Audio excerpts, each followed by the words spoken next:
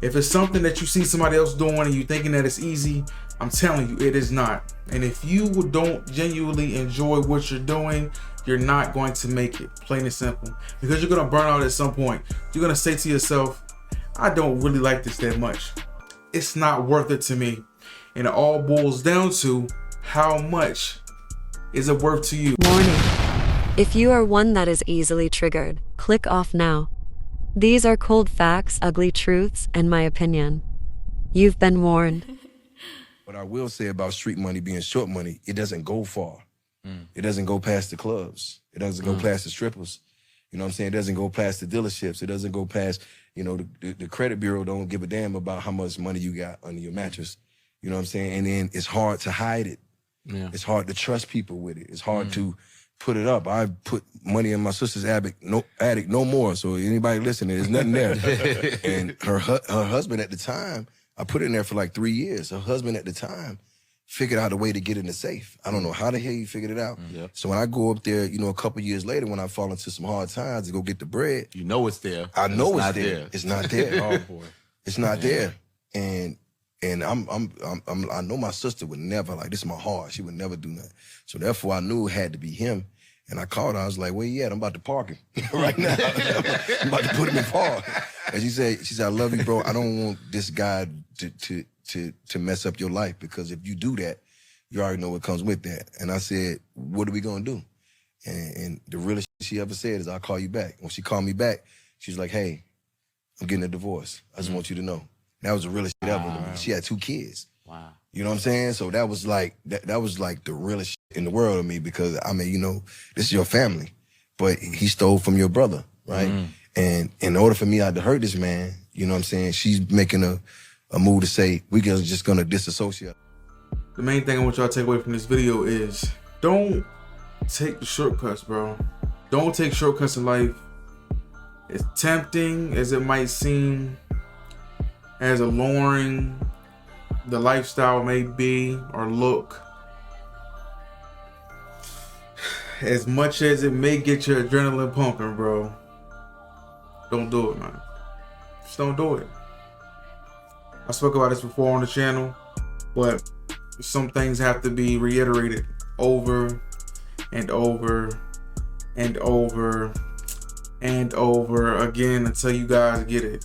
Nothing in life worth having comes easy. YouTube, for example, for me, I got over 200 videos and I'm still going hard. I ain't where I want to be. And even when I get where I want to be, I hope I don't get content that there should never be a cap. You should always try to strive to be better. People see YouTube and they see the people that are making the money. Or they're only seeing the biggest creators on YouTube, right? Or in the spaces that they watch. So they're thinking that everybody is making all of this money off of uploading videos. So they thinking like, everybody's making all this money. All I gotta do is record myself, upload to YouTube, and all of the money starts rolling in. No, it doesn't work like that. You wish it did, but it just doesn't work that way. If it worked that way, everybody would be on YouTube. If it worked that way, YouTube wouldn't be what it is. It wouldn't be highly sought after. You see what I'm saying? Because everybody can just get it so easily. So what you see in all of the biggest creators in the spaces that you watch, you're thinking that everybody is getting it. But no, everybody's not. And matter of fact, majority of them aren't. I know it's less than like 5% that actually reach over 100,000 subscribers, and it's like 10% that reach over 1,000 subscribers. For you to make a living off of YouTube, you have to really be grinding, bro. You have to really be grinding. Not grinding for a week, for a month, for a year, however long it takes until you push through. You see what I'm saying? People nowadays don't want to put in the work for anything. They see something and take it for what it is, not understanding all of the dynamics and all of the work that goes behind it. You see what I'm saying? They don't understand you recording a video and you forgot to turn your audio on. You forgot everything you said, right? If it's not scripted.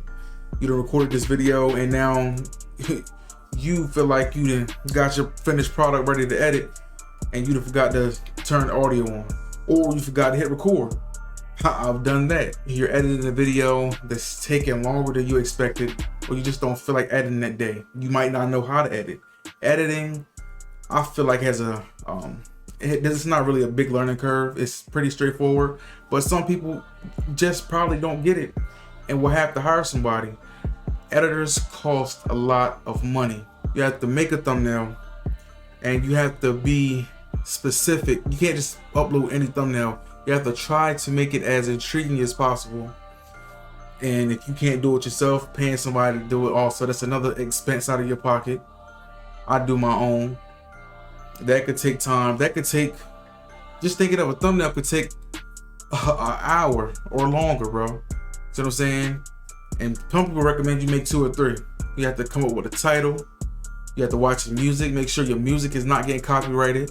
You have to write a description. Got to put your tags in. See what I'm saying? Got to make sure everything's optimized. Me personally, I do. I feel like do it right the first time. You don't have to do it again. Then you have to upload it. Plan it, upload it then, however you want your schedule to be. And you know you have to do this over and over and over and over. And if it's something that you don't genuinely enjoy, you're not gonna make it, bro. Plain and simple. If it's something that you see somebody else doing and you thinking that it's easy, I'm telling you, it is not. And if you don't genuinely enjoy what you're doing, you're not going to make it. Plain and simple. Because you're gonna burn out at some point. You're gonna say to yourself, I don't really like this that much. It's not worth it to me. And it all boils down to how much is it worth to you? How much does this mean to you for you to be able to do what you do? Are you in it just for the money? Or are you in it to help others? What is your ulterior? Do you have any ulterior motives? What is your main objective doing what you're doing? After you upload the videos, bro, you are putting yourself on the front line for millions upon millions of people to see you. Now, you are even lucky to even get 100 views the first few videos, depending on how much you upload. You lucky to break 100 videos with them little milestones. You lucky to even get a subscriber or 2 a week.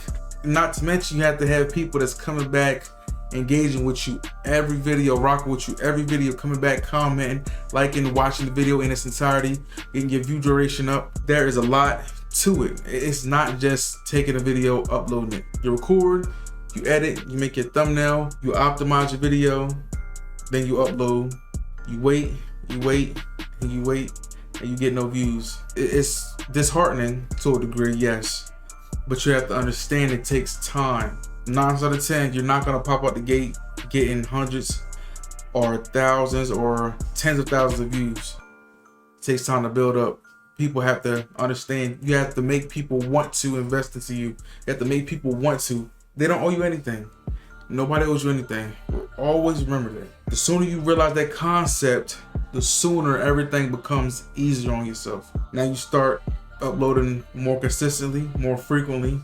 Then you start getting watchers, getting views, getting the little subscribers, slowly but surely. And then you have people that will comment. Most of the comments you should receive are going to be positive, but 100 positive comments and 1 negative comment will ruin a whole mood for you if you're not built for it. You have to deal with criticism from other people. See, you have to understand these things before you go into anything you're trying to do. For the journey ahead, you will be better equipped understanding what you're going into instead of walking into a blind thing that's all peaches and cream and that you're just gonna, oh, la la la la la la la la. I'm gonna be the next YouTube sensation. I'm gonna give me hundreds of thousands of views and people that's gonna come back and until they don't, because you find out that you're not built for it. See what I'm saying? People trying to be drug dealers, man. They see the money, the cars, the clothes, the women. They see all of the outside things. Well, the average drug dealer makes less than minimum wage. There's only a few of them that actually start getting anywhere. And what happens is, if you start to build any type of notoriety, any type of wealth, if you start getting too big as a drug dealer, people are gonna start getting envious of you. Your name start popping up as a suspect to build a case on. They're trying to wait. They're waiting. They're building a case on you. They wait, sit on it. You thinking everything go Geechee and Gucci. You know, life is good until they get enough evidence to come snatch your ass up. Everything you didn't work for was in vain, bro. They take all that, seize all of your assets, everything you may have acquired. If you can't prove that that was legit, it's gone, bro. Everything. Your girl gonna leave you. Your homie's gonna try to shack it with your girl while you locked up. It's a vicious cycle, man. And then you back on square one. Now you have a record, felonies, and you know how hard it is to get a job with a felony or multiple felonies at that. You feel like, oh, I'm not punching no clock. I made so much more money doing this. Why would I punch a clock? Why would I take orders from a boss? I was my own boss. If you have that hustler mentality, you don't have to do that with drugs. You can do that with anything. You can hustle anything, bro. Anything. And it be legal, and you can make it legit. Street credibility is the worst credibility you can have, bro. I'm sorry to tell you. Anybody in the streets they're not gonna ride for you, bro. All of them are gonna snake you in the end. It's a vicious cycle. There's only one or two ways out. You heard this all before. It's not worth it. It never is. You can't convince yourself that it's worth it. So you can't get no jobs. And so what do? Naturally, you go back to what you know. And that's going back to hustling. And then you hustling, thinking everything good. You're going to take your prior knowledge, apply it to what you did, thinking that you're going to change it up or you're not going to get caught because you're smarter this second time around. And then that second time around, they still get your ass. Anybody steal from you, you can't go to the cops. It's a dog-eat-dog world, bro. Anything happens, you have to handle it by yourself. Nobody's coming to your aid, bro. Nobody's coming to your rescue. You can't get any cars in your name. You can't get any homes in your name. The fast way seems tempting. It may seem tempting to you, but I assure you, it's all gonna go bad one way or another, sooner or later. So make sure you dot your I's and cross your T's. If you enjoyed the video, like, subscribe. It's your boy Alex. Catch you on the next one.